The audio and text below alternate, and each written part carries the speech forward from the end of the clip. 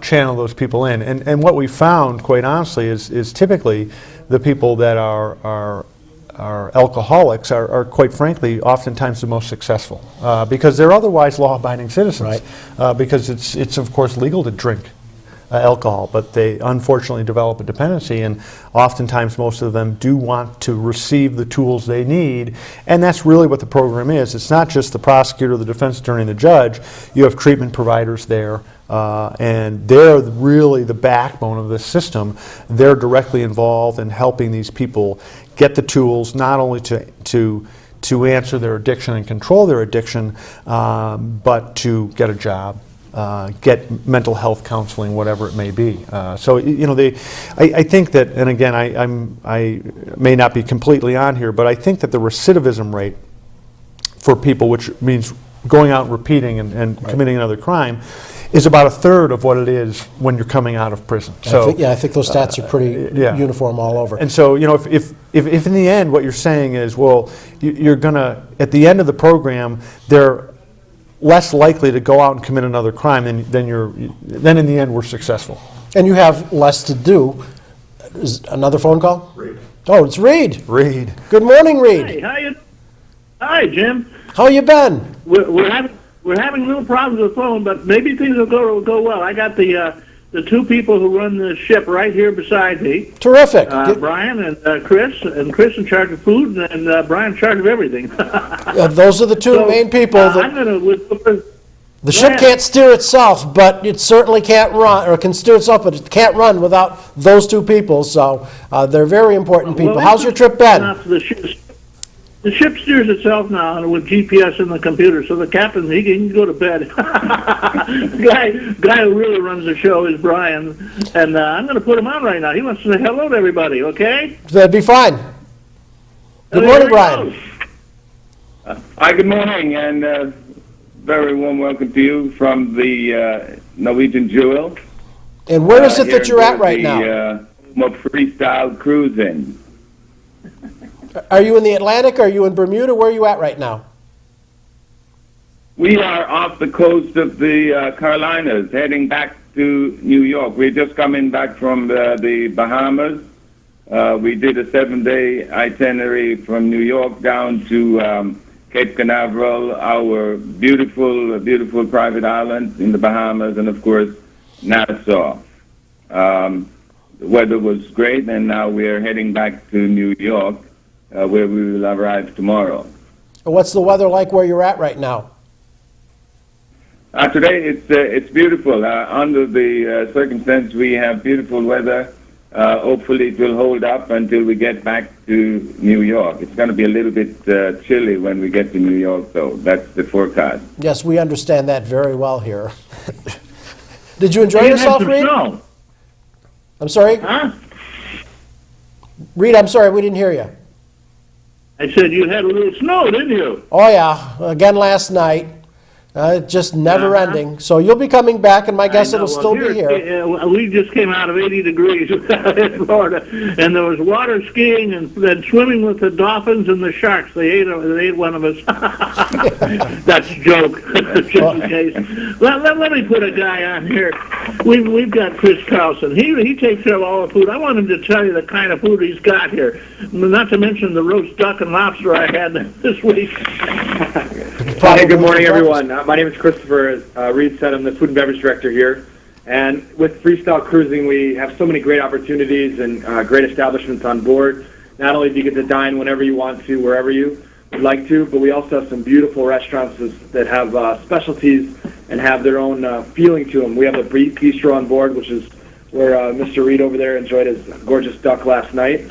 We have a great steakhouse here on board that's a Midwestern style. And I'm actually from the Midwest, and I really enjoy the high-quality prime beef that we have there.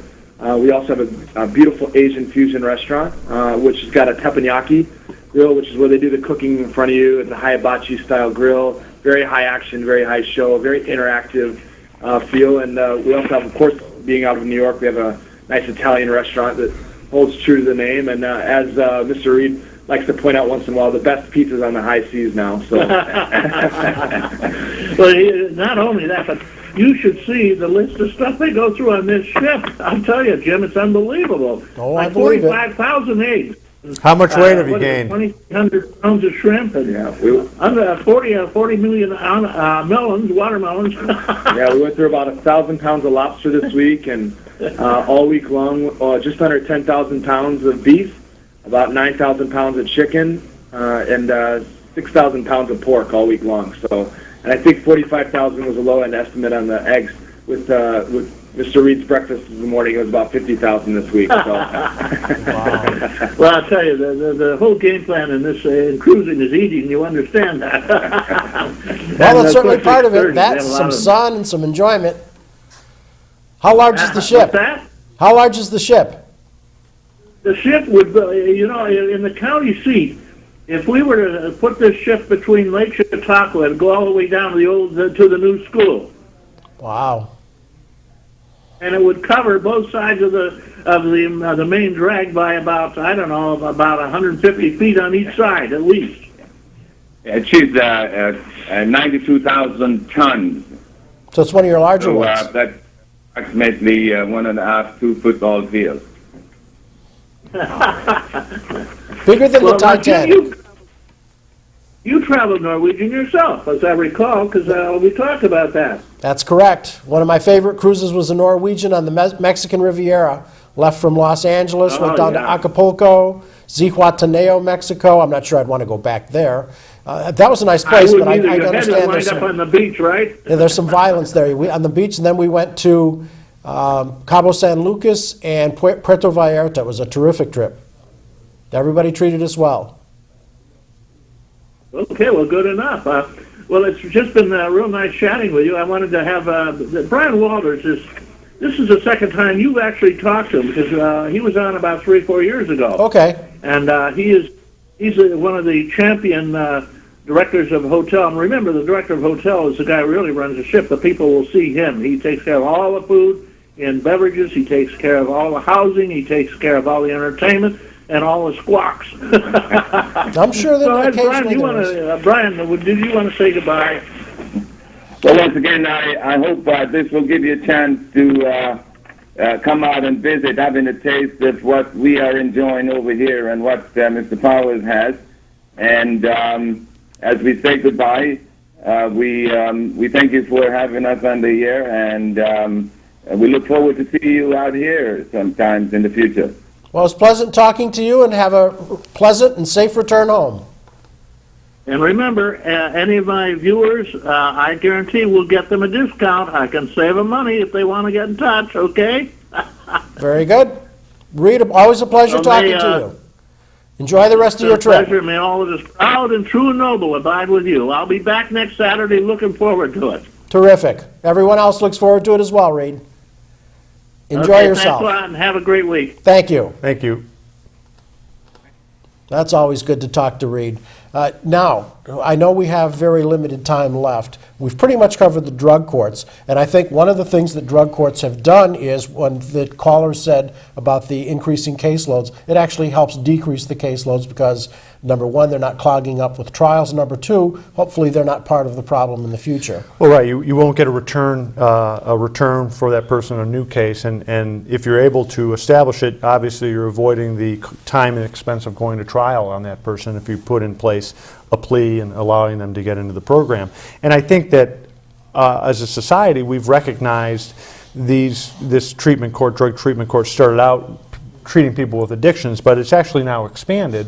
And that's what I'd like to cover in the last few minutes. Right. We have, in the country and in Chautauqua County, have expanded these treatment courts to treat mental health issues, and we've expanded them to treat veterans. And we're looking at establishing, the Veterans Court is relatively new. It's sort of a pilot program. They are running them up in Erie County with Right. great success, and it makes sense. And some dovetail into each other. I mean, you often have people with mental health issues who are self-medicating with drugs or alcohol. You oftentimes have veterans who come back and are, have post-traumatic stress disorders, which are mental issues, but need the specialization of getting veteran services and the help. So we are starting to recognize that there are people out there that are committing crimes, and they're committing crimes because of the issues that they had upon returning from the war and the problems that they've faced.